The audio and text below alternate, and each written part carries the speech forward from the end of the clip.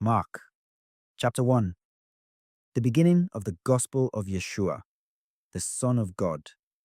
As it is written in Isaiah the prophet, "Behold, I am sending my messenger ahead of you.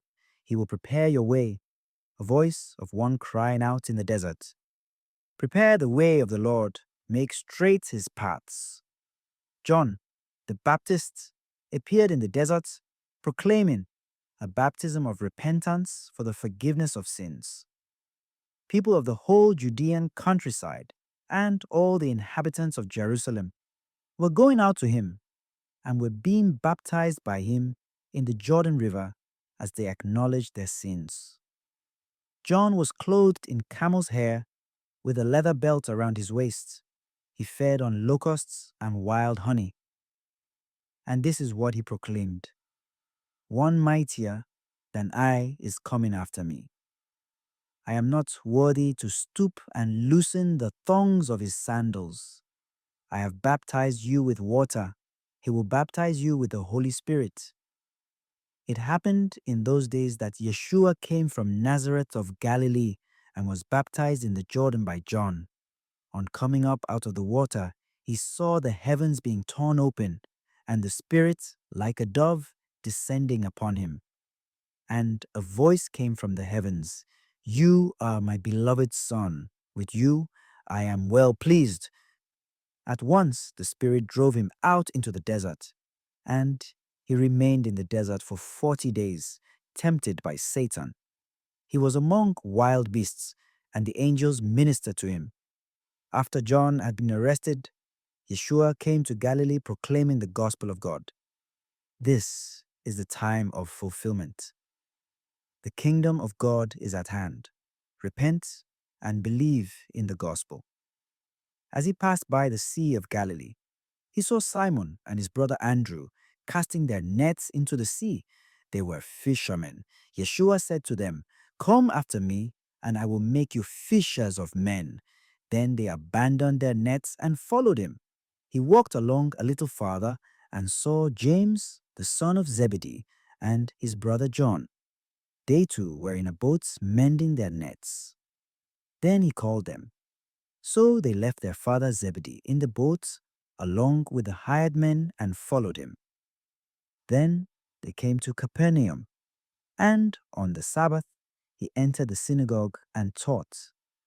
The people were astonished at his teaching, for he taught them as one having authority, and not as the scribes. In their synagogue was a man with an unclean spirit. He cried out, "What have you to do with us, Yeshua of Nazareth? Have you come to destroy us? I know who you are, the Holy One of God." Yeshua rebuked him and said, "Quiet! Come out of him." The unclean spirits convulsed him, and with a loud cry came out of him. All were amazed and asked one another, "What is this?" A new teaching with authority. He commands even the unclean spirits, and they obey him. His fame spread everywhere throughout the whole region of Galilee. On leaving the synagogue, he entered the house of Simon and Andrew with James and John. Simon's mother-in-law lay sick with a fever. They immediately told him about her. He approached, grasped her hand, and helped her up. Then the fever left her, and she waited on them. When it was evening, after sunset, they brought to him all who were ill or possessed by demons. The whole town was gathered at the door. He cured many who were sick with various diseases, and he drove out many demons, not permitting them to speak because they knew him. Rising very early before dawn, he left and went off to a deserted place where he prayed. Simon and those who were with him pursued him, and on finding him said, "Everyone is looking for you." He told them, "Let us go on to the nearby villages that I may preach there also. For this purpose have I come." So he went into their synagogues, preaching and driving out demons throughout the whole of Galilee. A leper came to him and, kneeling down, begged him and said, "If you wish, you can make me clean." Moved with pity, he stretched out his hand, touched him, and said to him, "I do will it. Be made clean." The leprosy left him immediately, and he was made clean. Then, warning him sternly, he dismissed him at once. Then he said to him, "See that you tell no one anything, but go, show yourself to the priest and offer for your cleansing what Moses prescribed. That will be proof for them." The man went away and began to publicize the whole matter. He spread the report abroad so that it was impossible for Yeshua to enter a town openly. He remained outside in deserted places, and people kept coming to him from everywhere. Mark chapter 2. When Yeshua returned to Capernaum after some days, it became known that he was at home. Many gathered together so that there was no longer room for them, not even around the door, and he preached the word to them. They came bringing to him a paralytic carried by 4 men. Unable to get near Yeshua because of the crowd, they opened up the roof above him. After they had broken through, they let down the mat on which the paralytic was lying. When Yeshua saw their faith, he said to the paralytic, "Child, your sins are forgiven." Now some of the scribes were sitting there asking themselves, "Why does this man speak that way? He's blaspheming. Who but God alone can forgive sins?" Yeshua immediately knew in his mind what they were thinking to themselves, so he said, "Why are you thinking such things in your hearts?" Which is easier to say to the paralytic, "Your sins are forgiven," or to say, "Rise, pick up your mat and walk," but that you may know that the Son of Man has authority to forgive sins on earth. He said to the paralytic, "I say to you, rise, pick up your mat, and go home." He rose, picked up his mat at once, and went away in the sight of everyone. They were all astounded and glorified God, saying, "We have never seen anything like this." Once again, he went out along the sea. All the crowd came to him, and he taught them. As he passed by, he saw Levi, son of Alphaeus, sitting at the customs post. He said to him, "Follow me." And he got up and followed him. While he was at table in his house, many tax collectors and sinners sat with Yeshua and his disciples, for there were many who followed him. Some scribes who were Pharisees saw that he was eating with sinners and tax collectors and said to his disciples, "Why does he eat with tax collectors and sinners?" Yeshua heard this and said to them that those who are well do not need a physician, but the sick do. I did not come to call the righteous, but sinners. The disciples of John and of the Pharisees were accustomed to fast. People came to him and objected, "Why do the disciples of John and the disciples of the Pharisees fast, but your disciples do not fast?" Yeshua answered them, "Can the wedding guests fast while the bridegroom is with them? As long as they have the bridegroom with them, they cannot fast. But the days will come when the bridegroom is taken away from them, and then they will fast on that day. No one sews a piece of unshrunken cloth on an old cloak. If he does, its fullness pulls away the new from the old, and the tear gets worse. Likewise, no one pours new wine into old wineskins.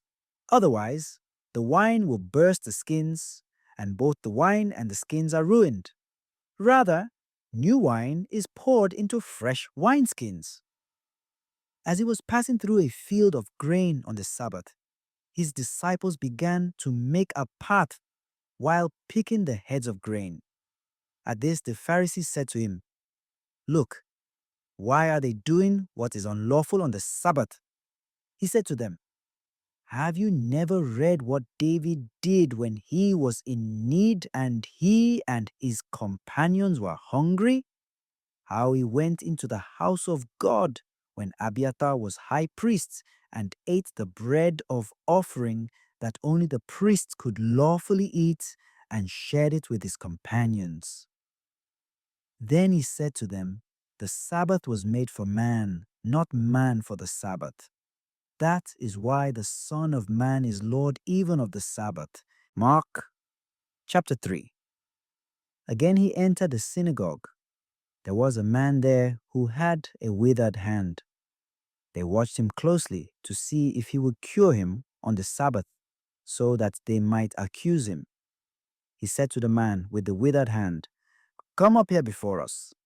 Then he said to them, "Is it lawful to do good on the Sabbath rather than to do evil, to save life rather than to destroy it?" But they remained silent, looking around at them with anger and grieved at their hardness of heart. He said to the man, "Stretch out your hand." He stretched it out, and his hand was restored. The Pharisees went out and immediately took counsel with the Herodians against him to put him to death. Yeshua withdrew toward the sea with his disciples. A large number of people followed from Galilee and from Judea. Hearing what he was doing, a large number of people came to him also from Jerusalem, from Idumea, from beyond the Jordan, and from the neighborhood of Tyre and Sidon. He told his disciples to have a boat ready for him because of the crowd, so that they would not crush him. He had cured many, and as a result, those who had diseases were pressing upon him to touch him. And whenever unclean spirits saw him, they would fall down before him and shout, "You are the Son of God." He warned them sternly not to make him known. He went up the mountain and summoned those whom he wanted, and they came to him. He appointed 12, whom he also named apostles, that they might be with him, and he might send them forth to preach and to have authority to drive out demons. He appointed the 12. Simon, whom he named Peter, James, son of Zebedee, and John, the brother of James, whom he named Boanerges, that is, sons of thunder, Andrew, Philip, Bartholomew, Matthew, Thomas, James the son of Alphaeus, Thaddeus, Simon the Canaanian, and Judas Iscariot, who betrayed him. He came home. Again, the crowd gathered, making it impossible for them even to eat. When his relatives heard of this, they set out to seize him, for they said, "He is out of his mind." The scribes who had come from Jerusalem said, "He is possessed by Beelzebul, and by the prince of demons he drives out demons." Summoning them, he began to speak to them in parables. "How can Satan drive out Satan? If a kingdom is divided against itself, that kingdom cannot stand. And if a house is divided against itself, that house will not be able to stand. And if Satan has risen up against himself and is divided, he cannot stand. That is the end of him. But no one can enter a strong man's house to plunder his property unless he first ties up the strong man. Then he can plunder his house. Amen, I say to you, all sins and all blasphemies that people utter will be forgiven them. But whoever blasphemes against the Holy Spirit will never have forgiveness, but is guilty of an everlasting sin. For they had said, "He has an unclean spirit." His mother and his brothers arrived. Standing outside, they sent word to him and called him. A crowd seated around him told him, "Your mother and your brothers and your sisters are outside asking for you." But he said to them in reply, "Who are my mother and my brothers?" And looking around at those seated in the circle, he said, "Here are my mother and my brothers. For whoever does the will of God is my brother and sister and mother." Mark chapter 4. On another occasion, he began to teach by the sea. A very large crowd gathered around him, so that he got into a boat on the sea and sat down. and the whole crowd was beside the sea on land. And he taught them at length in parables. And in the course of his instruction, he said to them, "Hear this! A sower went out to sow, and as he sowed, some seed fell on the path, and the birds came and ate it up. Other seed fell on rocky ground, where it had little soil. It sprang up at once, because the soil was not deep. And when the sun rose, it was scorched, and it withered for lack of roots. Some seed fell among thorns, and the thorns grew up and choked it, and it produced no grain. And some seed fell on rich soil and produced fruit. It came up and grew and yielded 30, 60, and 100-fold." He added, "Whoever has ears to hear ought to hear." And when he was alone, those present, along with the 12, questioned him about the parables. He answered them, "The mystery of the kingdom of God has been granted to you. But to those outside, everything comes in parables, so that they may look and see but not perceive, and hear and listen but not understand, in order that they may not be converted and be forgiven." Yeshua said to them, "Do you not understand this parable?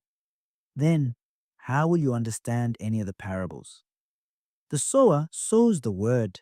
These are the ones on the path where the word is sown. As soon as they hear, Satan comes at once and takes away the word sown in them. And these are the ones sown on rocky ground, who, when they hear the word, receive it at once with joy. But they have no root. They last only for a time. Then, when tribulation or persecution comes because of the word, they quickly fall away. Those sown among thorns are another sort. They are the people who hear the word, but worldly anxiety, the lure of riches, and the craving for other things intrude and choke the word, and it bears no fruit. But those sown on rich soil are the ones who hear the word and accept it and bear fruit 30 and 60 and 100-fold. He said to them, "Is a lamp brought in to be placed under a bushel basket or under a bed, and not to be placed on a lampstand? For there is nothing hidden except to be made visible. Nothing is secret except to come to light. Anyone who has ears to hear ought to hear." He also told them, "Take care what you hear. The measure with which you measure will be measured out to you, and still more will be given to you. To the one who has, more will be given. From the one who has not, even what he has will be taken away." He said, "This is how it is with the kingdom of God. It is as if a man were to scatter seed on the land and would sleep and rise night and day, and the seed would sprout and grow, he knows not how. Of its own accord, the land yields fruit. First the blade, then the ear, then the full grain in the ear. And when the grain is ripe, he wields the sickle at once, for the harvest has come." He said, "To what shall we compare the kingdom of God? Or what parable can we use for it? It is like a mustard seed that, when it is sown in the ground, is the smallest of all the seeds on the earth. But once it is sown, it springs up and becomes the largest of plants and puts forth large branches so that the birds of the sky can dwell in its shade." With many such parables, he spoke the word to them as they were able to understand it. Without parables, he did not speak to them, but to his own disciples he explained everything in private. On that day, as evening drew on, he said to them, "Let us cross to the other side." Leaving the crowd, they took him with them in the boat just as he was, and other boats were with him. A violent squall came up, and waves were breaking over the boat so that it was already filling up. Yeshua was in the stern, asleep on a cushion. They woke him and said to him, "Teacher, do you not care that we are perishing?" He woke up, rebuked the wind, and said to the sea, "Quiet! Be still." The wind ceased, and there was great calm. Then he asked them, "Why are you terrified? Do you not yet have faith?" They were filled with great awe and said to one another, "Who then is this whom even wind and sea obey?" Mark chapter 5. They came to the other side of the sea, to the territory of the Gerasenes. When he got out of the boat, at once a man from the tombs who had an unclean spirit met him. The man had been dwelling among the tombs, and no one could restrain him any longer, even with a chain. In fact, he had frequently been bound with shackles and chains, but the chains had been pulled apart by him and the shackles smashed, and no one was strong enough to subdue him. Night and day among the tombs and on the hillsides, he was always crying out and bruising himself with stones. Catching sight of Yeshua from a distance, he ran up and prostrated himself before him, crying out in a loud voice, "What have you to do with me, Yeshua, Son of the Most High God? I adjure you by God, do not torment me."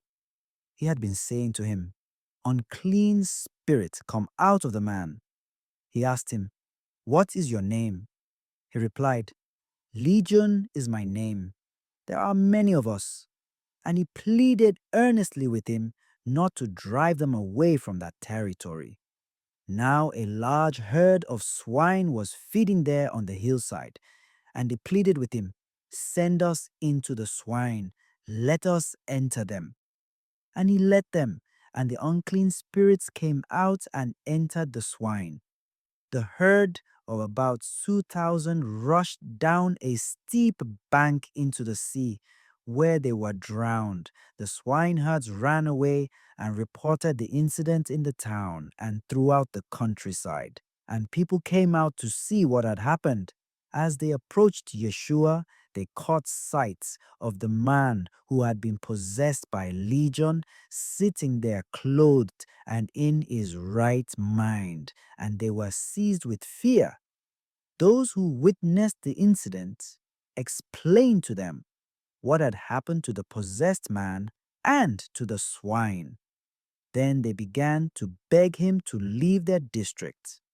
As he was getting into the boat, the man who had been possessed pleaded to remain with him.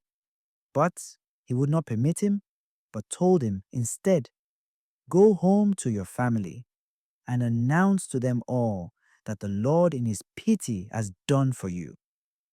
Then the man went off and began to proclaim in the Decapolis what Yeshua had done for him. And all were amazed. When Yeshua had crossed again in the boat to the other side, a large crowd gathered around him, and he stayed close to the sea. One of the synagogue officials, named Jairus, came forward. Seeing him, he fell at his feet and pleaded earnestly with him, saying, "My daughter is at the point of death. Please come lay your hands on her, that she may get well and live." He went off with him, and a large crowd followed him and pressed upon him. There was a woman afflicted with hemorrhages for 12 years. She had suffered greatly at the hands of many doctors and had spent all that she had. Yet she was not helped, but only grew worse. She had heard about Yeshua and came up behind him in the crowd and touched his cloak. She said, "If I but touch his clothes, I shall be cured." Immediately her flow of blood dried up. She felt in her body that she was healed of her affliction. Yeshua, aware at once that power had gone out from him, turned around in the crowd and asked, "Who has touched my clothes?" But his disciples said to him, "You see how the crowd is pressing upon you, and yet you ask, 'Who touched me?'" And he looked around to see who had done it. The woman, realizing what had happened to her, approached in fear and trembling. She fell down before Yeshua and told him the whole truth. He said to her, Daughter, your faith has saved you. Go in peace and be cured of your affliction." While he was still speaking, people from the synagogue official's house arrived and said, "Your daughter has died. Why trouble the teacher any longer?" Disregarding the message that was reported, Yeshua said to the synagogue official, "Do not be afraid. Just have faith." He did not allow anyone to accompany him inside except Peter, James, and John, the brother of James. When they arrived at the house of the synagogue official, he caught sight of a commotion, people weeping and wailing loudly. So he went in and said to them, "Why this commotion and weeping? The child is not dead, but asleep." And they ridiculed him. Then he put them all out. He took along the child's father and mother and those who were with him and entered the room where the child was. He took the child by the hand and said to her, "Talitha koum," which means, "Little girl, I say to you, arise." The girl, a child of 12, arose immediately and walked around. At that, they were utterly astounded. He gave strict orders that no one should know this and said that she should be given something to eat. Mark chapter 6. He departed from there and came to his native place, accompanied by his disciples. When the Sabbath came, he began to teach in the synagogue, and many who heard him were astonished.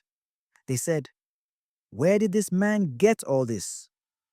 What kind of wisdom has been given him? What mighty deeds are wrought by his hands? Is he not the carpenter, the son of Mary, and the brother of James and Joseph and Judas and Simon? And are not his sisters here with us?" And they took offense at him. Yeshua said to them, "A prophet is not without honor, except in his native place, and among his own kin, and in his own house." So he was not able to perform any mighty deed there, apart from curing a few sick people by laying his hands on them. He was amazed at their lack of faith. He went around to the villages in the vicinity teaching. He summoned the 12 and began to send them out 2 by 2 and gave them authority over unclean spirits. He instructed them to take nothing for the journey but a walking stick, no food, no sack, no money in their belts. They were, however, to wear sandals, but not a second tunic. He said to them, "Wherever you enter a house, stay there until you leave from there. Whatever place does not welcome you or listen to you, leave there and shake the dust off your feet in testimony against them." So they went off and preached repentance. They drove out many demons, and they anointed with oil many who were sick and cured them. King Herod heard about it, for his fame had become widespread, and people were saying, "John the Baptist has been raised from the dead. That is why mighty powers are at work in him." Others were saying, "He is Elijah." Still others, "He is a prophet like any of the prophets." But when Herod learned of it, he said, "It is John, whom I beheaded. He has been raised up." Herod was the one who had John arrested and bound in prison on account of Herodias, the wife of his brother Philip, whom he had married. John had said to Herod, "It is not lawful for you to have your brother's wife." Herodias harbored a grudge against him and wanted to kill him, but was unable to do so. Herod feared John, knowing him to be a righteous and holy man, and kept him in custody. When he heard him speak, he was very much perplexed, yet he liked to listen to him. She had an opportunity one day when Herod, on his birthday, gave a banquet for his courtiers, his military officers, and the leading men of Galilee. Herodias' own daughter came in and performed a dance that delighted Herod and his guests. The king said to the girl, "Ask of me whatever you wish, and I will grant it to you. He even swore many things to her. I will grant you whatever you ask of me, even to half of my kingdom. She went out and said to her mother, What shall I ask for? She replied, The head of John the Baptist. The girl hurried back to the king's presence and made her request.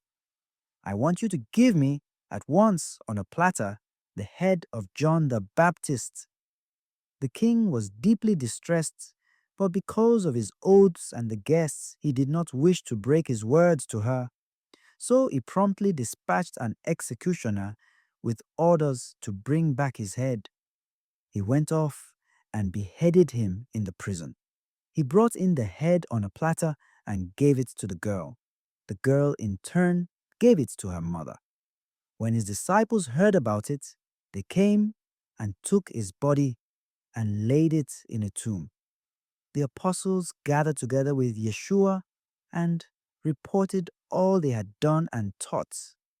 He said to them, Come away by yourselves to a deserted place and rest a while. People were coming and going in great numbers, and they had no opportunity even to eat. So they went off in the boat by themselves to a deserted place.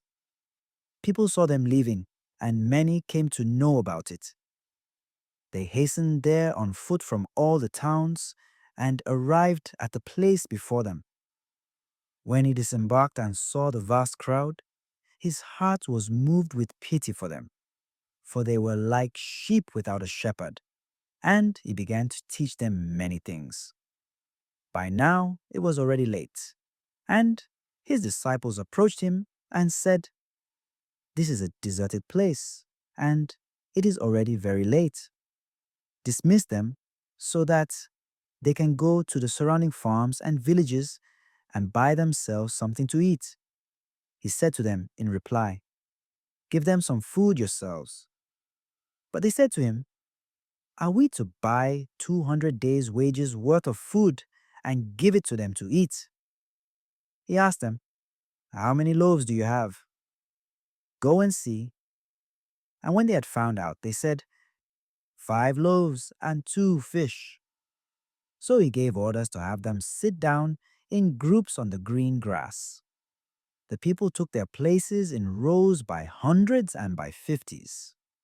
Then, taking the 5 loaves and the 2 fish and looking up to heaven, he said, The blessing, broke the loaves, and gave them to his disciples to set before the people. He also divided the 2 fish among them all. They all ate and were satisfied. And they picked up 12 wicker baskets full of fragments and what was left of the fish. Those who ate of the loaves were 5,000 men. Then he made his disciples get into the boats and precede him to the other side toward Bethsaida, while he dismissed the crowd.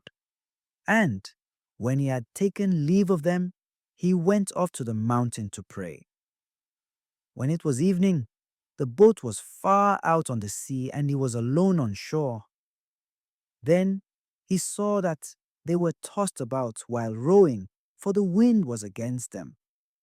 About the 4th watch of the night, he came toward them, walking on the sea. He meant to pass by them, but when they saw him walking on the sea, they thought it was a ghost and cried out. They had all seen him and were terrified. But at once he spoke with them. Take courage, it is I. Do not be afraid. He got into the boat with them, and the wind died down. They were completely astounded. They had not understood the incident of the loaves. On the contrary, their hearts were hardened. After making the crossing, they came to land at Gennesaret and tied up there. As they were leaving the boats, people immediately recognized him. They scurried about the surrounding country and began to bring in the sick on mats to wherever they heard he was. Whatever villages or towns or countryside he entered, they laid the sick in the marketplaces and begged him that they might touch only the tassel on his cloak, and as many as touched it were healed. Mark chapter 7. Now, when the Pharisees with some scribes who had come from Jerusalem gathered around him, they observed that some of his disciples ate their meals with unclean, that is, unwashed hands. For the Pharisees, and in fact all Jews, do not eat without carefully washing their hands, keeping the tradition of the elders, and on coming from the marketplace, they do not eat without purifying themselves. And there are many other things that they have traditionally observed: the purification of cups and jugs and kettles and beds. So the Pharisees and scribes questioned him, "Why do your disciples not follow the tradition of the elders, but instead eat a meal with unclean hands?" He responded, "Well did Isaiah prophesy about you hypocrites, as it is written, 'This people honors me with their lips, but their hearts are far from me. In vain do they worship me, teaching as doctrines human precepts.' You disregard God's commandments but cling to human tradition." He went on to say, "How well you have set aside the commandment of God in order to uphold your tradition. For Moses said, 'Honor your father and your mother,' and 'Whoever curses father or mother shall die.' Yet you say, if a person says to father or mother, 'Any support you might have had from me is korban,' meaning dedicated to God, you allow him to do nothing more for his father or mother. You nullify the word of God in favor of your tradition that you have handed on, and you do many such things." He summoned the crowd again and said to them, "Hear me, all of you, and understand. Nothing that enters one from outside can defile that person, but the things that come out from within are what defile. If anyone has ears to hear, let him hear." When he got home away from the crowd, his disciples questioned him about the parable. He said to them, "Are even you likewise without understanding? Do you not realize that everything that goes into a person from outside cannot defile, since it enters not the heart but the stomach and passes out into the latrine? Thus he declared all foods clean. But what comes out of a person, that is what defiles. From within people, from their hearts, come evil thoughts, unchastity, theft, murder, adultery, greed, malice, deceit, licentiousness, envy, blasphemy, arrogance, folly. All these evils come from within, and they defile." From that place, he went off to the district of Tyre. He entered a house and wanted no one to know about it, but he could not escape notice. Soon, a woman whose daughter had an unclean spirit heard about him.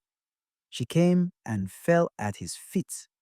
The woman was a Greek, a Syrophoenician by birth, and she begged him to drive the demon out of her daughter. He said to her, "Let the children be fed first, for it is not right to take the food of the children and throw it to the dogs." She replied and said to him, "Lord, even the dogs under the table eat the children's scraps."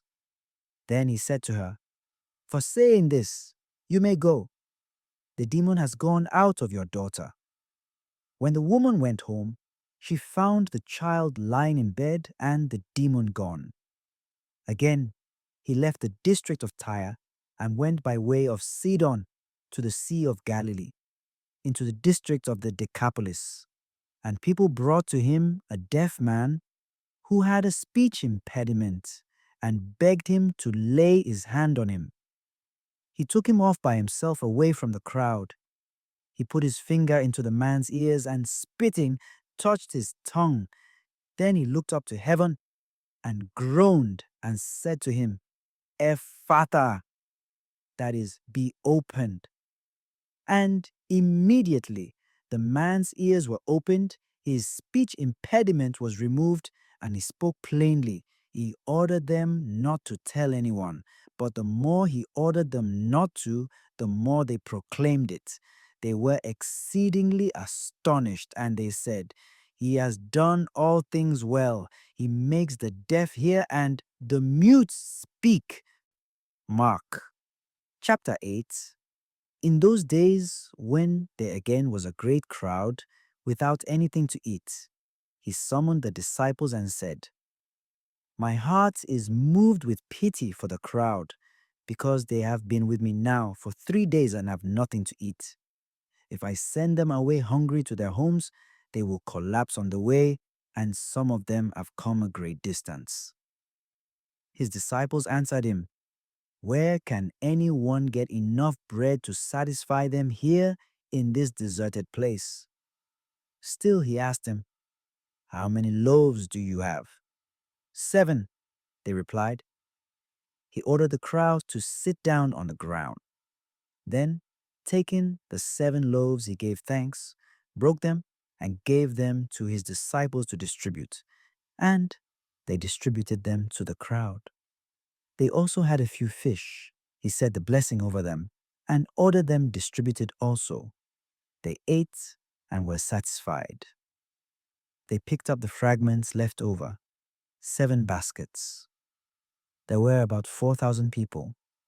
He dismissed them and got into the boat with his disciples and came to the region of Dalmanutha. The Pharisees came forward and began to argue with him, seeking from him a sign from heaven to test him. He sighed from the depths of his spirit and said, "Why does this generation seek a sign? Amen, I say to you, no sign will be given to this generation." Then he left them, got into the boat again, and went off to the other shore. They had forgotten to bring bread, and they had only 1 loaf with them in the boat. He enjoined them, "Watch out, guard against the leaven of the Pharisees and the leaven of Herod." They concluded among themselves that it was because they had no bread. When he became aware of this, he said to them, "Why do you conclude that it is because you have no bread? Do you not yet understand or comprehend? Are your hearts hardened? Do you have eyes and not see, ears and not hear? And do you not remember when I broke the 5 loaves for the 5,000? How many wicker baskets full of fragments you picked up?" They answered him, 12.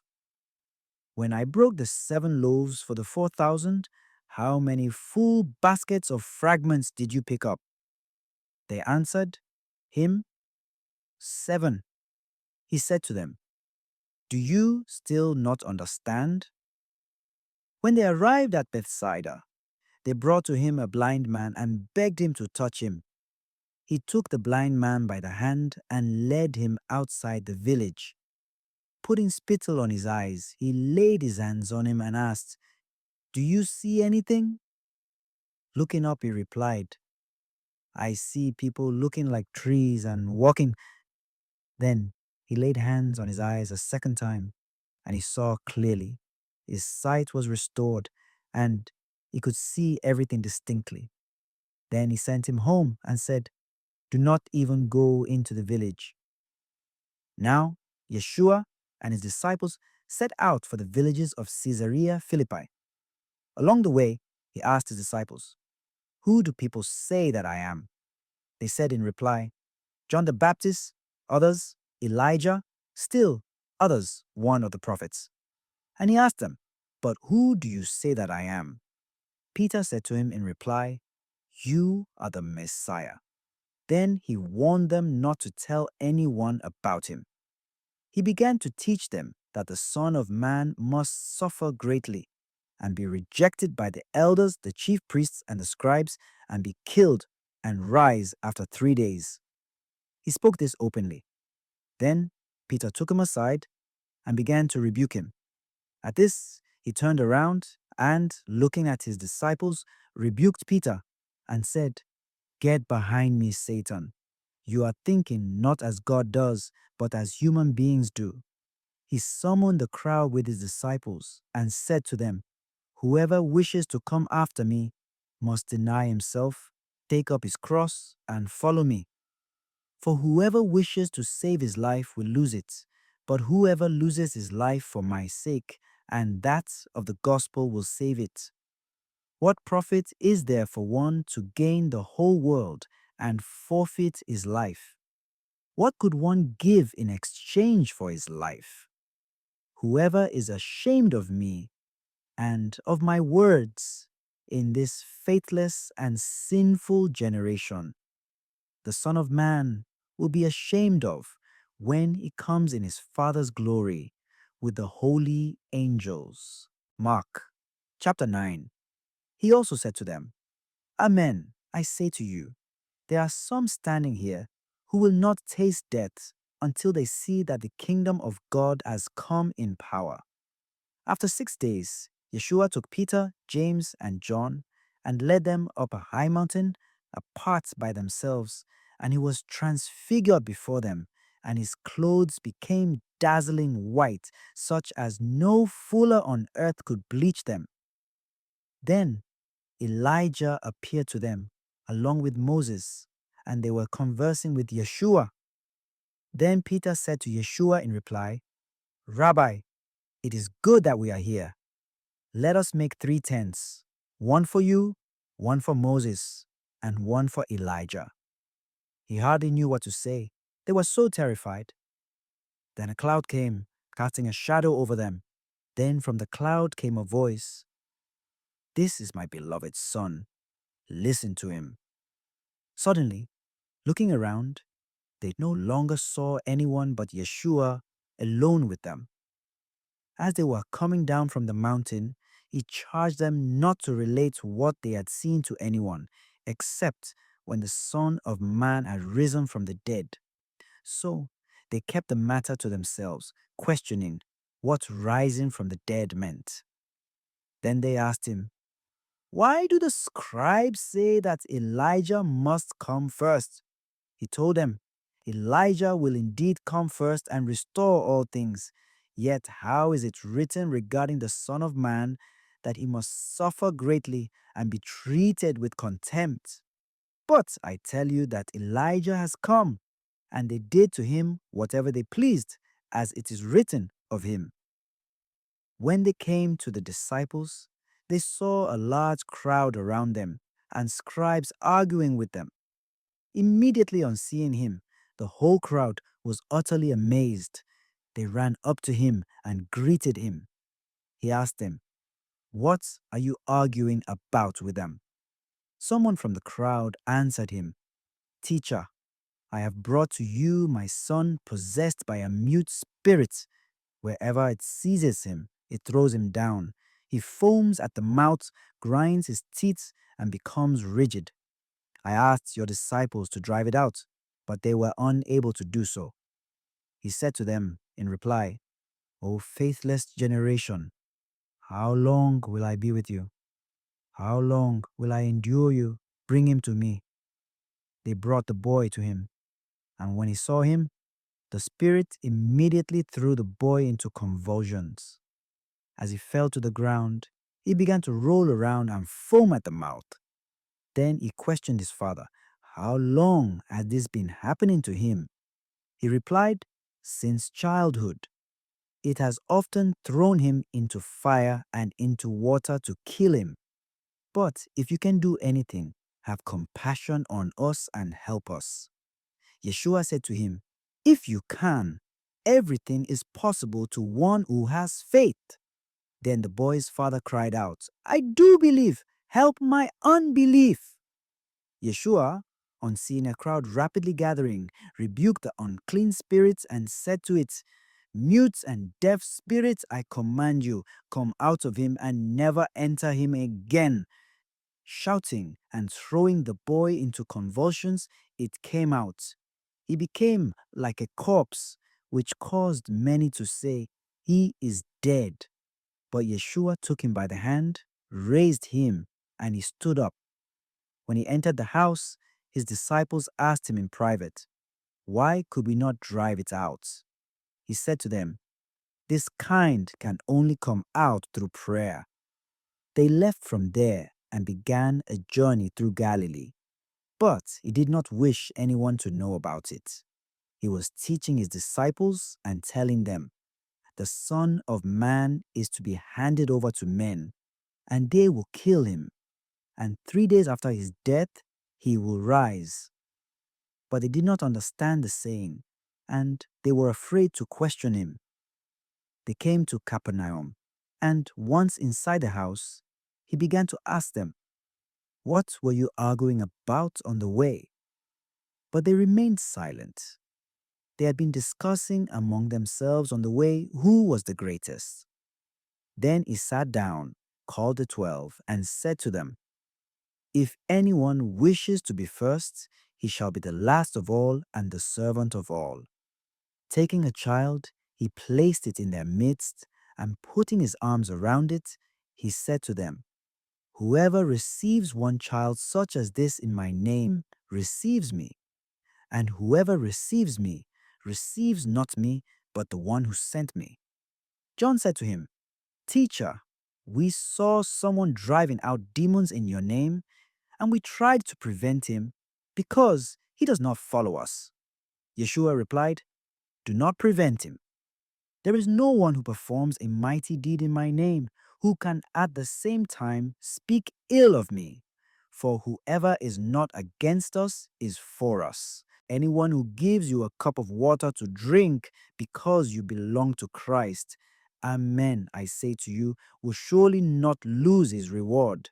Whoever causes one of these little ones who believe in me to sin, it would be better for him if a great millstone were put around his neck and he were thrown into the sea. If your hand causes you to sin, cut it off. It is better for you to enter into life maimed than with two hands to go into Gehenna, into the unquenchable fire, where their worm doesn't die and the fire is not quenched. And if your foot causes you to sin, cut it off. It is better for you to enter into life crippled than with 2 feet to be thrown into Gehenna. And if your eye causes you to sin, pluck it out. Better for you to enter into the kingdom of God with one eye than with 2 eyes to be thrown into Gehenna, where their worm does not die and the fire is not quenched. Everyone will be salted with fire. Salt is good, but if salt becomes insipid, with what will you restore its flavor? Keep salt in yourselves, and you will have peace with one another. Mark chapter 10. He set out from there and went into the district of Judea and across the Jordan. Again, crowds gathered around him, and, as was his custom, he again taught them. The Pharisees approached and asked, "Is it lawful for a husband to divorce his wife?" They were testing him. He said to them in reply, "What did Moses command you?" They replied, "Moses permitted him to write a bill of divorce and dismiss her." But Yeshua told them, "Because of the hardness of your hearts, he wrote you this commandment. But from the beginning of creation, God made them male and female. For this reason, a man shall leave his father and mother and be joined to his wife, and the two shall become one flesh. So they are no longer two, but one flesh. Therefore, what God has joined together, no human being must separate." In the house, the disciples again questioned him about this. He said to them, "Whoever divorces his wife and marries another commits adultery against her. And if she divorces her husband and marries another, she commits adultery." And people were bringing children to him that he might touch them, but the disciples rebuked them. When Yeshua saw this, he became indignant and said to them, "Let the children come to me. Do not prevent them, for the kingdom of God belongs to such as these. Amen, I say to you, whoever does not accept the kingdom of God like a child will not enter it." Then he embraced them and blessed them, placing his hands on them.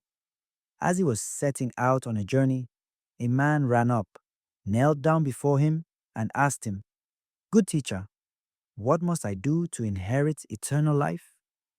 Yeshua answered him, Why do you call me good? No one is good but God alone. You know the commandments. You shall not kill, you shall not commit adultery, you shall not steal, you shall not bear false witness, you shall not defraud, honor your father and your mother. He replied and said to him, Teacher, all of these I have observed from my youth. Yeshua, looking at him, loved him and said to him, You are lacking in one thing. Go, sell what you have and give to the poor, and you will have treasure in heaven. Then come, follow me.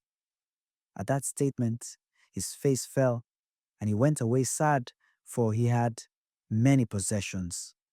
Yeshua looked around and said to his disciples, How hard it is for those who have wealth to enter the kingdom of God.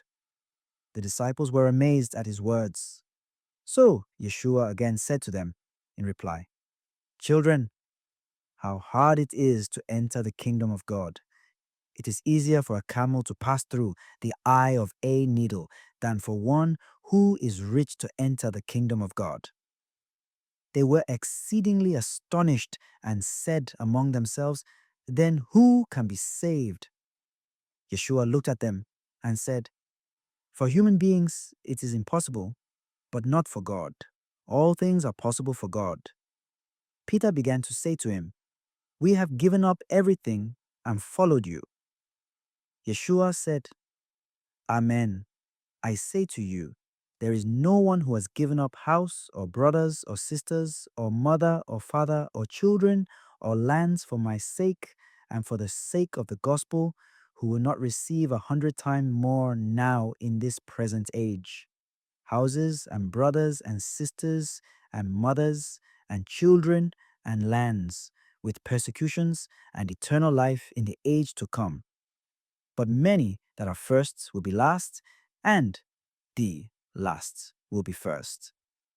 They were on the way going up to Jerusalem, and Yeshua went ahead of them. They were amazed, and those who followed were afraid. Taking the 12 aside again, he began to tell them what was going to happen to him. Behold, we are going up to Jerusalem, and the Son of Man will be handed over to the chief priests and the scribes, and they will condemn him to death and hand him over to the Gentiles, who will mock him, spit upon him, scourge him, and put him to death. But after 3 days he will rise.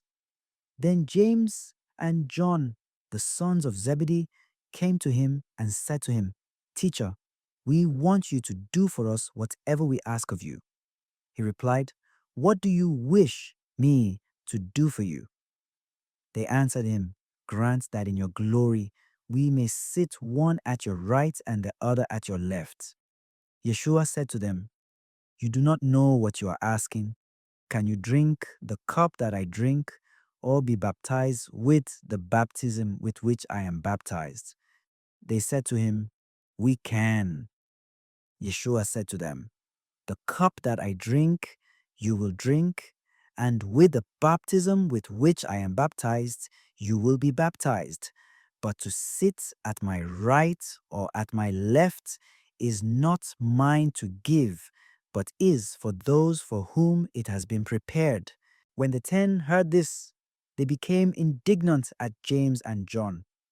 Yeshua summoned them and said to them, You know that those who are recognized as rulers over the Gentiles lord it over them, and their great ones make their authority over them felt. But it shall not be so among you. Rather, whoever wishes to be great among you will be your servant. Whoever wishes to be first among you will be the slave of all. For the Son of Man did not come to be served, but to serve and to give his life as a ransom for many. They came to Jericho, and as he was leaving Jericho with his disciples and a sizable crowd, Bartimaeus, a blind man, the son of Timaeus, sat by the roadside begging. On hearing that it was Yeshua of Nazareth, he began to cry out and say, Yeshua, son of David, have pity on me. And many rebuked him, telling him to be silent. But he kept calling out all the more, "Son of David, have pity on me." Yeshua stopped and said, "Call him." So they called the blind man, saying to him, "Take courage, get up, he is calling you." He threw aside his cloak, sprang up, and came to Yeshua. Yeshua said to him in reply, "What do you want me to do for you?" The blind man replied to him, "Master, I want to see." Yeshua told him, "Go your way, your faith has saved you." Immediately he received his sight and followed him on the way. Mark chapter 11. When they drew near to Jerusalem, to Bethphage and Bethany at the Mount of Olives, he sent two of his disciples and said to them, "Go into the village opposite you, and immediately on entering it, you will find a colt tethered on which no one has ever sat. Untie it and bring it here. If anyone should say to you, 'Why are you doing this?' reply, 'The master has need of it and will send it back here at once.'" So they went off and found a colt tethered at a gate outside on the street, and they untied it. Some of the bystanders said to them, "What are you doing, untying the colt?" They answered them just as Yeshua had told them to, and they permitted them to do it. So they brought the colt to Yeshua and put their cloaks over it, and he sat on it. Many people spread their cloaks on the road, and others spread leafy branches that they had cut from the fields. Those preceding him, as well as those following, kept crying out, "Hosanna! Blessed is he who comes in the name of the Lord. Blessed is the kingdom of our father David that is to come. Hosanna in the highest." He entered Jerusalem and went into the temple area. He looked around at everything and, since it was already late, went out to Bethany with the 12. The next day, as they were leaving Bethany, he was hungry. Seeing from a distance a fig tree in leaf, he went over to see if he could find anything on it. When he reached it, he found nothing but leaves. It was not the time for figs. And he said to it in reply, "May no one ever eat of your fruit again." And his disciples heard it. They came to Jerusalem, and on entering the temple area, he began to drive out those selling and buying there. He overturned the tables of the money changers and the seats of those who were selling doves. He did not permit anyone to carry anything through the temple area.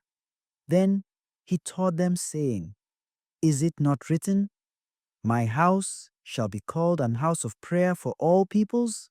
But you have made it a den of thieves." The chief priests and the scribes came to hear of it and were seeking a way to put him to death. Yet they feared him because the whole crowd was astonished at his teaching. When evening came, they went out of the city.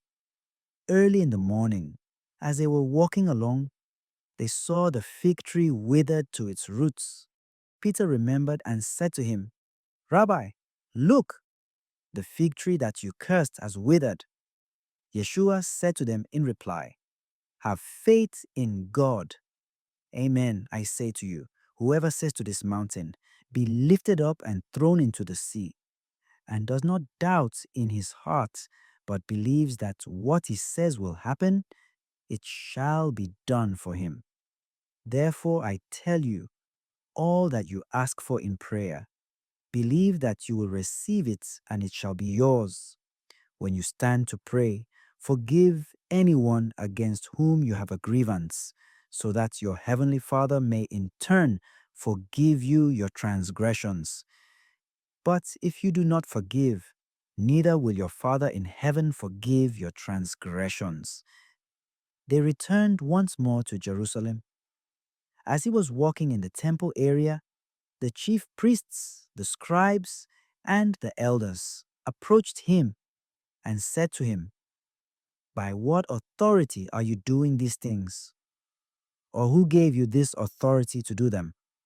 Yeshua said to them, I shall ask you one question. Answer me, and I will tell you by what authority I do these things. Was John's baptism of heavenly or of human origin? Answer me. They discussed this among themselves and said, If we say of heavenly origin, he will say, Then why did you not believe him? But shall we say, of human origin? They feared the crowd, for they all thought John really was a prophet. So they said to Yeshua in reply, We do not know. Then Yeshua said to them, Neither shall I tell you by what authority I do these things. Mark chapter 12. He began to speak to them in parables. A man planted a vineyard, put a hedge around it, dug a winepress, and built a tower. Then he leased it to tenant farmers and left on a journey. At the proper time, he sent a servant to the tenants to obtain from them some of the produce of the vineyard. But they seized him, beat him, and sent him away empty-handed. Again, he sent them another servant, and that one they beat over the head and treated shamefully. He sent yet another whom they killed. So too many others, some they beat, others they killed. He had one other to send, a beloved son. He sent him to them last of all, thinking, They will respect my son. But those tenants said to one another, This is the heir. Come, let us kill him, and the inheritance will be ours. So they seized him and killed him and threw him out of the vineyard. What, then, will the owner of the vineyard do? He will come, put the tenants to death, and give the vineyard to others. Have you not read this scripture passage? The stone that the builders rejected has become the cornerstone. By the Lord has this been done, and it is wonderful in our eyes. They were seeking to arrest him, but they feared the crowd, for they realized that he had addressed a parable to them. So they left him and went away. They sent some Pharisees and Herodians to him to ensnare him in his speech. They came and said to him, Teacher, we know that you are a truthful man and that you are not concerned with anyone's opinion. You do not regard a person's status, but teach the way of God in accordance with the truths. Is it lawful to pay the census tax to Caesar or not? Should we pay or should we not pay? Knowing their hypocrisy, he said to them, Why are you testing me? Bring me a denarius to look at. They brought one to him, and he said to them, Whose image and inscription is this? They replied to him, Caesar's. So Yeshua said to them, Repay to Caesar what belongs to Caesar, and to God what belongs to God. They were utterly amazed at him. Some Sadducees, who say there is no resurrection, came to him and put this question to him, saying, Teacher, Moses wrote for us, if someone's brother dies, leaving a wife but no child, his brother must take the wife and raise up descendants for his brother. Now there were 7 brothers. The first married a woman and died, leaving no descendants. So the second married her and died, leaving no descendants, and the third likewise. And the 7 left no descendants. Last of all, the woman also died. At the resurrection, when they arise, whose wife will she be? For all 7 had been married to her. Yeshua said to them, Are you not misled, because you do not know the scriptures or the power of God? When they rise from the dead, they neither marry nor are given in marriage, but they are like the angels in heaven. As for the dead being raised, have you not read in the book of Moses, in the passage about the bush, how God told him, I am the God of Abraham, the God of Isaac, and the God of Jacob?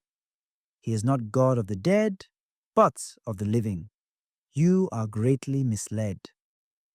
One of the scribes, when he came forward, and heard them disputing and saw how well he had answered them, asked him, "Which is the first of all the commandments?" Yeshua replied, "The first is this: Hear, O Israel, the Lord our God is Lord alone. You shall love the Lord your God with all your heart, with all your soul, with all your mind, and with all your strength. The second is this: You shall love your neighbor as yourself. There is no other commandment greater than these." The scribe said to him, "Well said, teacher. You are right in saying, He is one, and there is no other than He. And to love Him with all your hearts, with all your understanding, with all your strength, and to love your neighbor as yourself is worth more than all burnt offerings and sacrifices." And when Yeshua saw that, he answered with understanding. He said to him, "You are not far from the kingdom of God." And no one dared to ask him any more questions. As Yeshua was teaching in the temple area, he said, "How do the scribes claim that the Messiah is the son of David?" David himself, inspired by the Holy Spirit, said, "The Lord said to my Lord, sit at my right hand until I place your enemies under your feet." David himself calls him Lord, so how is he his son? The great crowd heard this with delight. In the course of his teaching, he said, "Beware of the scribes, who like to go around in long robes and accept greetings in the marketplaces, seats of honor in synagogues, and places of honor at banquets.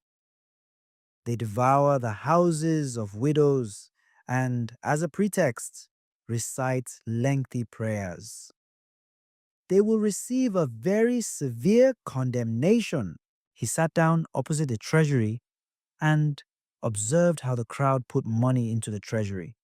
Many rich people put in large sums. A poor widow also came and put in 2 small coins worth a few cents.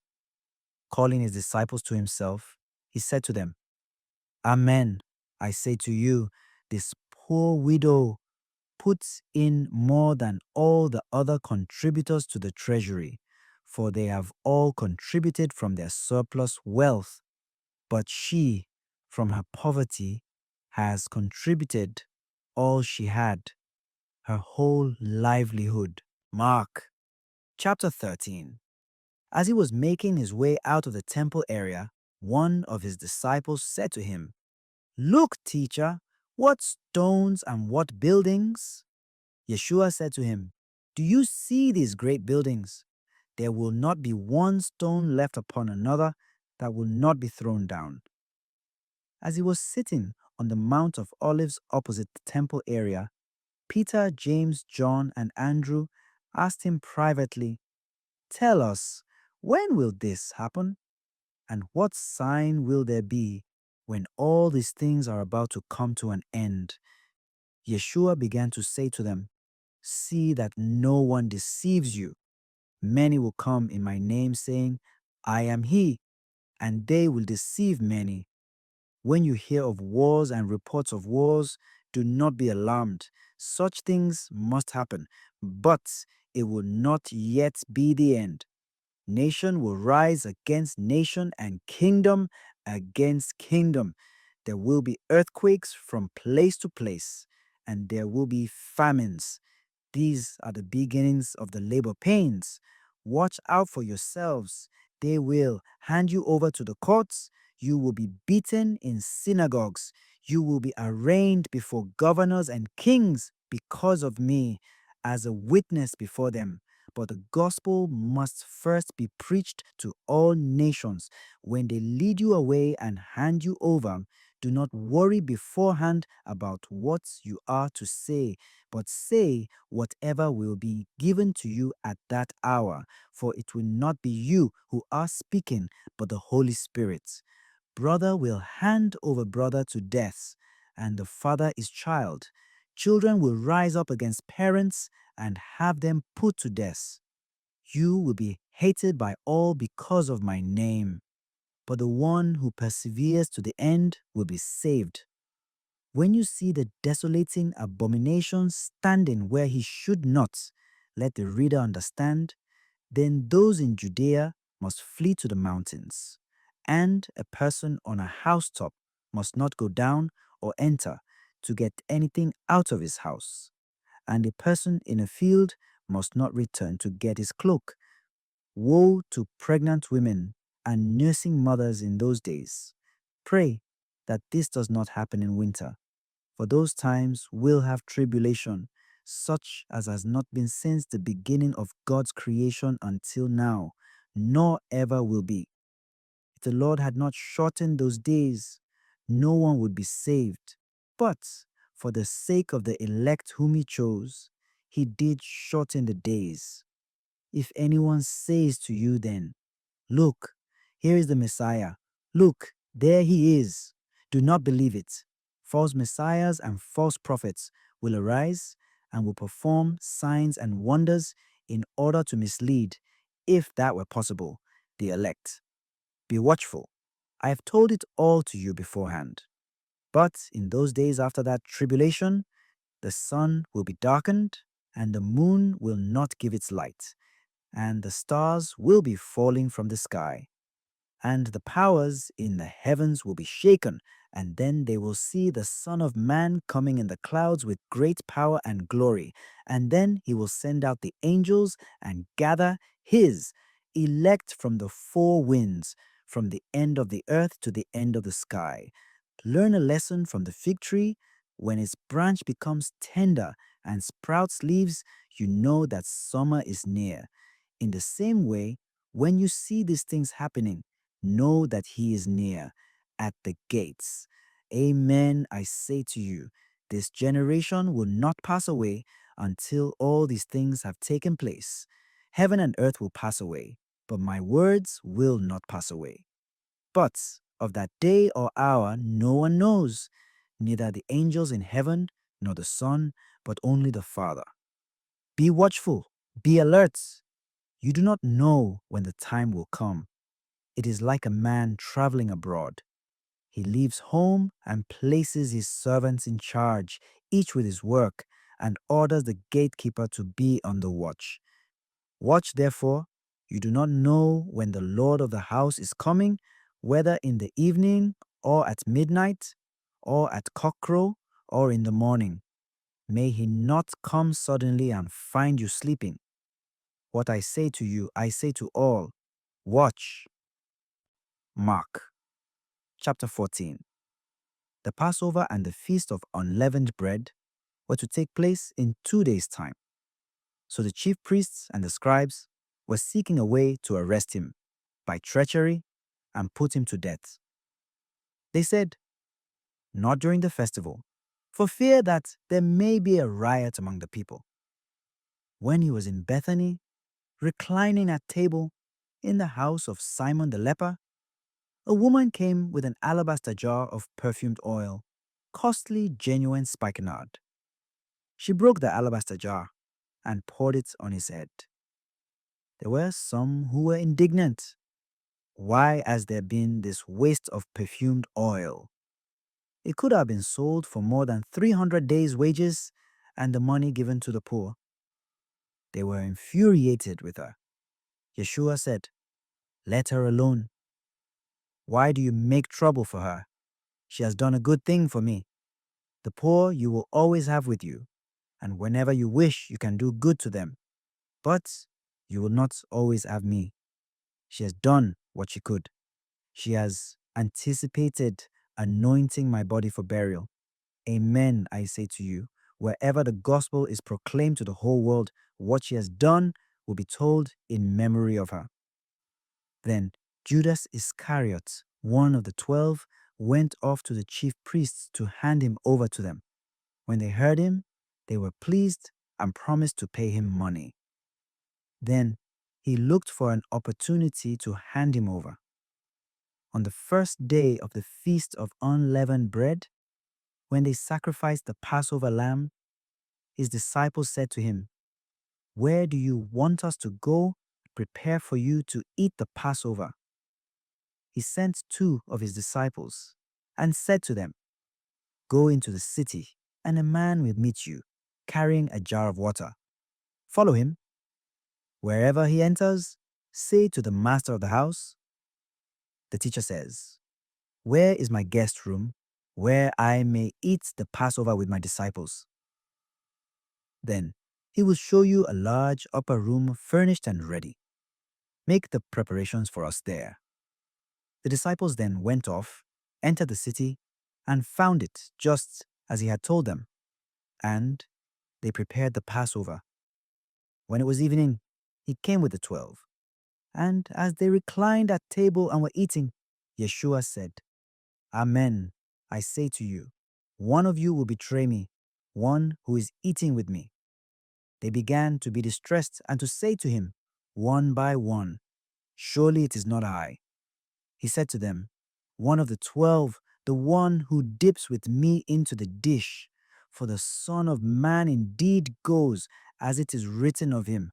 But woe to that man by whom the Son of Man is betrayed. It would be better for that man if he had never been born."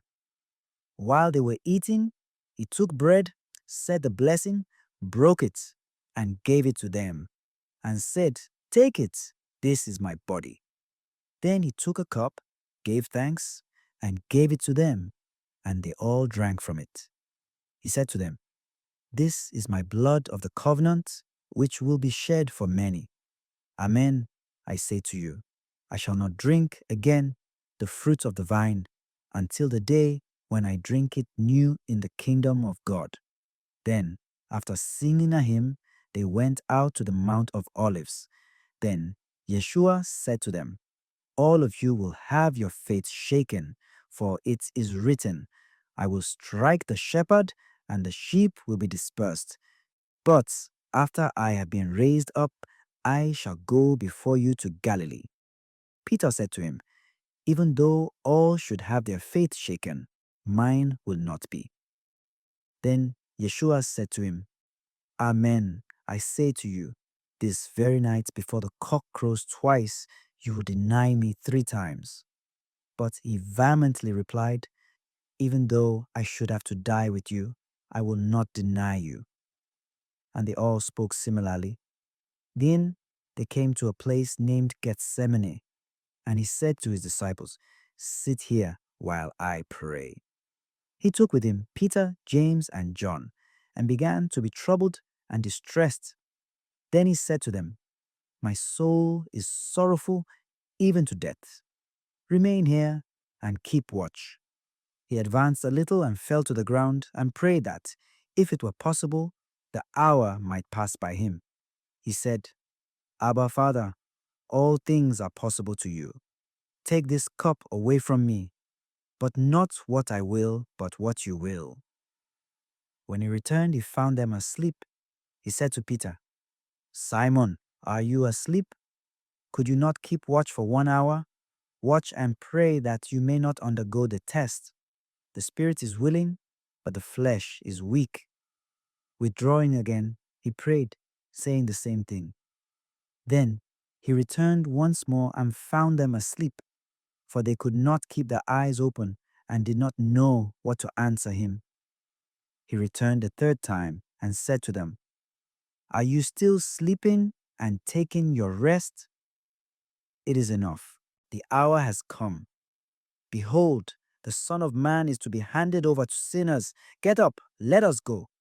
See, my betrayer is at hand."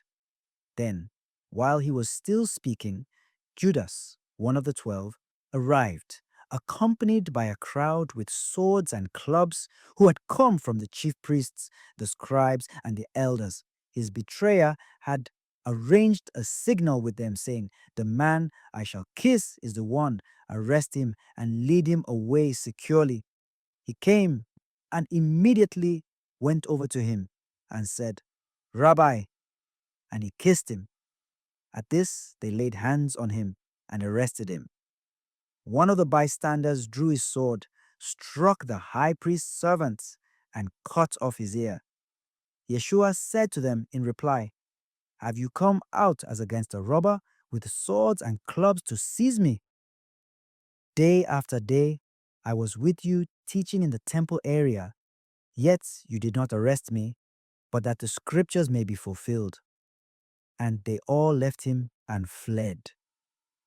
Now a young man followed him wearing nothing but a linen cloth about his body. They seized him, but he left the cloth behind and ran off naked. They led Yeshua away to the high priest, and all the chief priests and the elders and the scribes came together. Peter followed him at a distance into the high priest's courtyard and was seated with the guards, warming himself at the fire. The chief priests and the entire Sanhedrin kept trying to obtain testimony against Yeshua in order to put him to death, but they found none. Many gave false witness against him, but their testimony did not agree. Some took the stand and testified falsely against him, alleging, "We heard him say, 'I will destroy this temple made with hands, and within 3 days I will build another not made with hands.'" Even so, their testimony did not agree. The high priest rose before the assembly and questioned Yeshua, saying, "Have you no answer?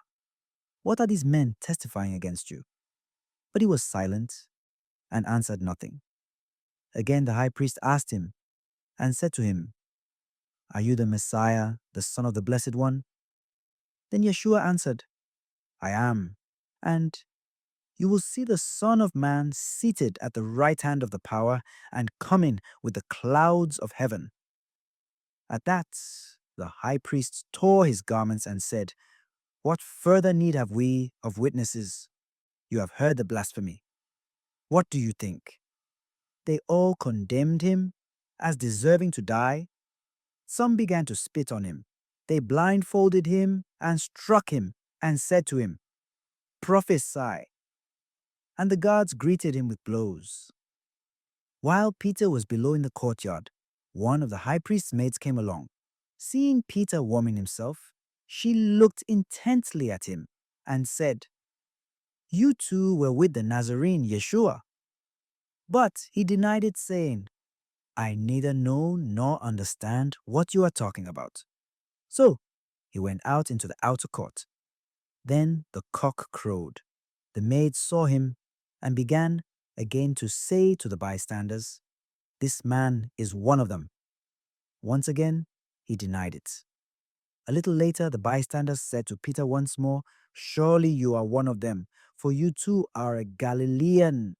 He began to curse and to swear, "I do not know this man about whom you are talking."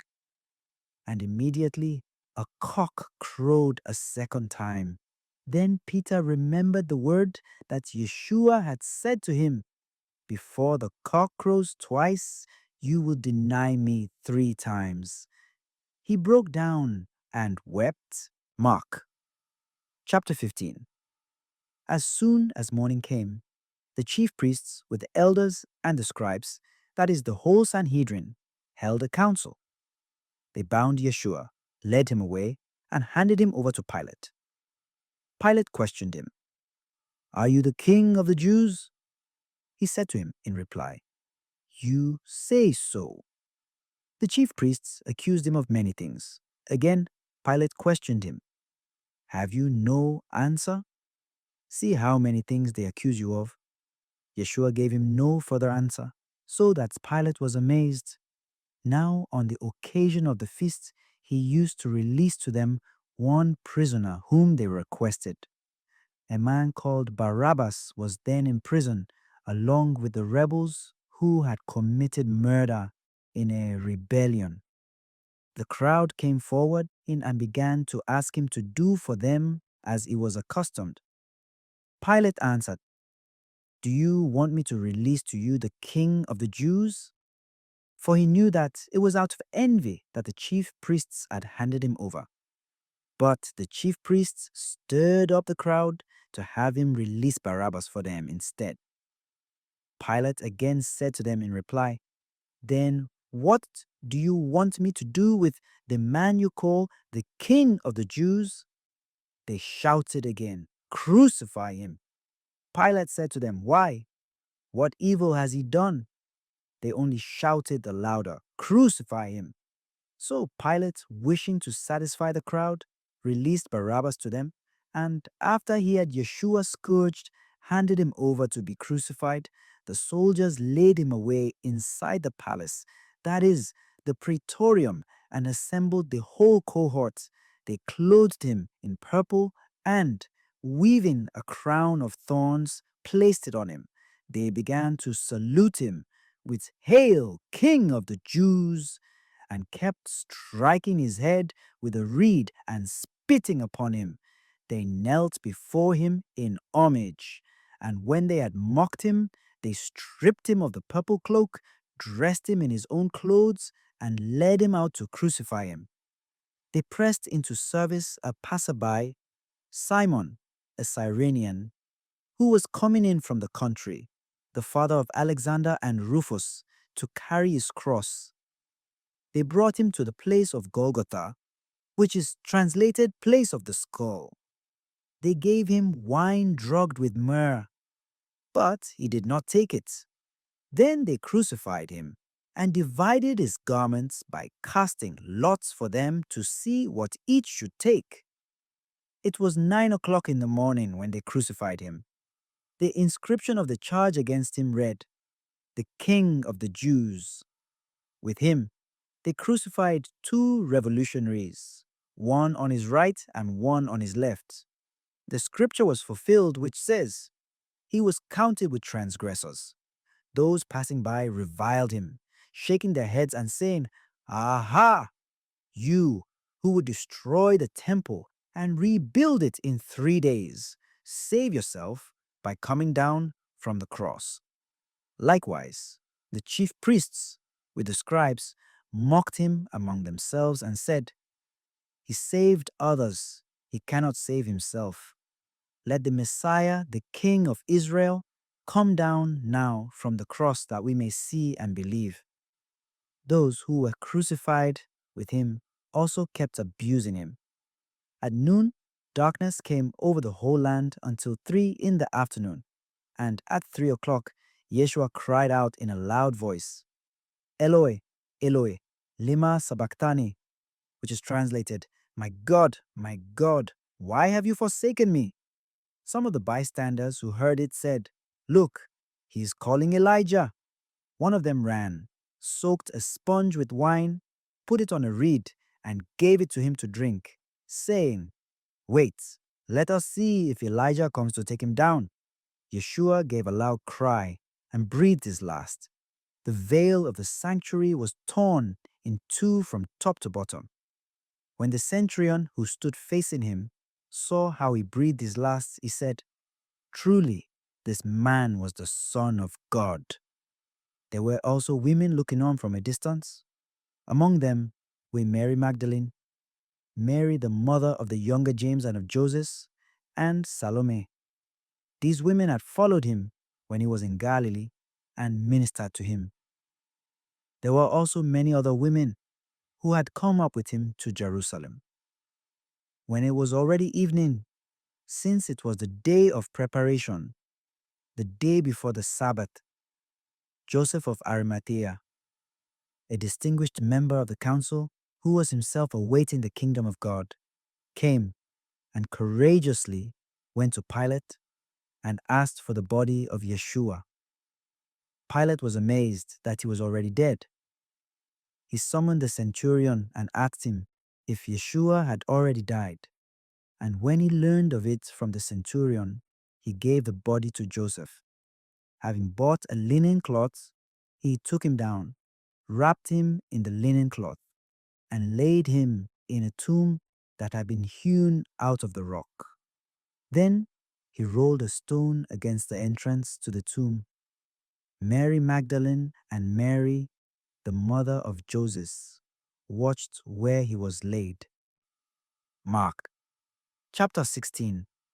When the Sabbath was over, Mary Magdalene, Mary, the mother of James, and Salome bought spices so that they might go and anoint him. Very early, when the sun had risen, on the first day of the week, they came to the tomb. They were saying to one another, Who will roll back the stone for us from the entrance to the tomb? When they looked up, they saw that the stone had been rolled back. It was very large. On entering the tomb, they saw a young man sitting on the right side, clothed in a white robe, and they were utterly amazed. He said to them, "Do not be amazed. You seek Yeshua of Nazareth, the crucified. He has been raised. He is not here. Behold the place where they laid him. But go and tell his disciples and Peter, he is going before you to Galilee. There you will see him as he told you." Then they went out and fled from the tomb, seized with trembling and bewilderment. They said nothing to anyone, for they were afraid. When he had risen, early on the first day of the week, he appeared first to Mary Magdalene, out of whom he had driven 7 demons. She went and told his companions who were mourning and weeping. When they heard that he was alive and had been seen by her, they did not believe. After this, he appeared in another form to 2 of them walking along on their way to the country. They returned and told the others, but they did not believe them either. But later, as the 11 were at table, he appeared to them and rebuked them for their unbelief and hardness of heart, because they had not believed those who saw him after he had been raised. He said to them, "Go into the whole world and proclaim the gospel to every creature. Whoever believes and is baptized will be saved. Whoever does not believe will be condemned. These signs will accompany those who believe. In my name they will drive out demons. They will speak new languages. They will pick up serpents with their hands, and if they drink any deadly thing, it will not harm them. They will lay hands on the sick, and they will recover." So then, the Lord Yeshua, after he spoke to them, was taken up into heaven and took his seat at the right hand of God. But they went forth and preached everywhere, while the Lord worked with them and confirmed the word through accompanying signs.